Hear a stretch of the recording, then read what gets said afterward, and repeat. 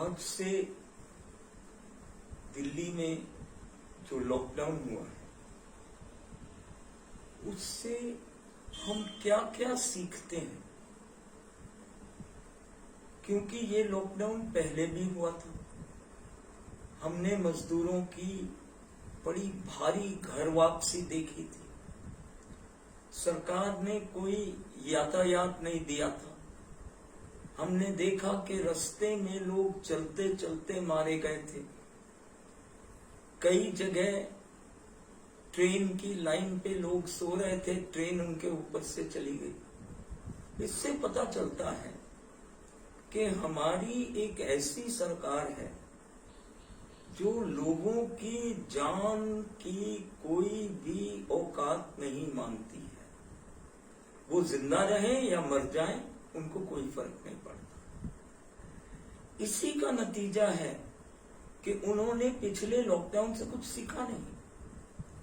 और पहली चीज जो सीखी नहीं वो ये थी कि इस वक्त जब ये लॉकडाउन हमारे पर थोपा गया है, उससे पहले कुंभ मेला चला, उससे पहले बंगाल के चुनाव 8 अलग अलग हिस्सों में बांटे गए और उसके बीच लगातार बड़ी बड़ी रैलियां हुई जिसमें किसी के पास फेस मास्क नहीं था, किसी के पास कुछ नहीं था और हमने बीमारी फैलाई।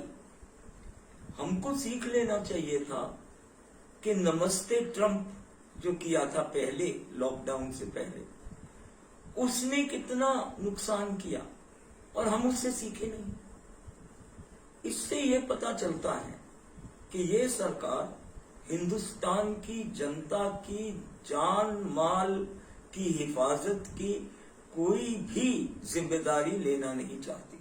तो हमारा ये कहना है कि अगर आप जिम्मेदारी नहीं लेना चाहते तो आप इस्तीफा दे दो, लेकिन ये इस्तीफा भी नहीं देना चाहते।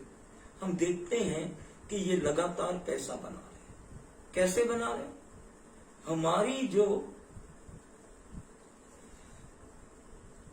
देश की संपत्ति है उसको ये लोग बेच रहे हैं, चाहे ये फैक्ट्रियां हों, चाहे ये बड़ी बड़ी कंपनियां हों, चाहे ये LIC हो, और अब ये किसान की जमीन तक आ गए हैं।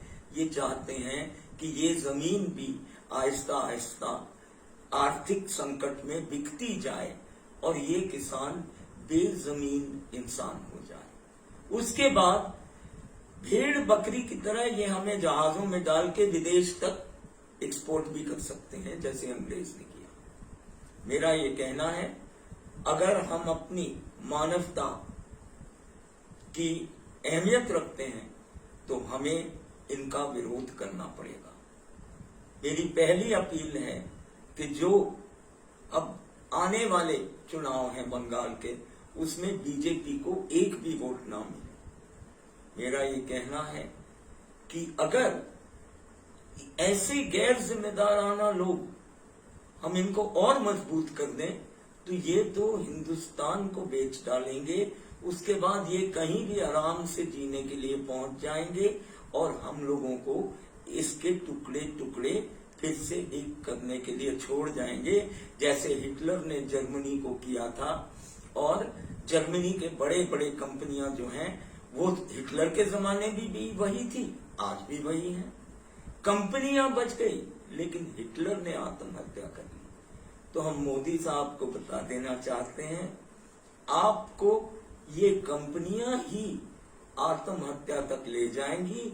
ये जनता आपकी जान बचा रही है, कृपा करके उस जनता के खाना, काम, छत, शिक्षा, स्वास्थ्य का ध्यान रखिए तो हिंदुस्तान आज भी बच सकता है। लेकिन अगर आप ये काम नहीं करेंगे तो आपके हाल हिटलर की जर्मनी से बदतर होंगे और हमारा नुकसान हिंदुस्तान का, हिटलर की जो सरकार थी उसने जो नुकसान जर्मनी में किया है उससे बहुत गुना ज्यादा होगा।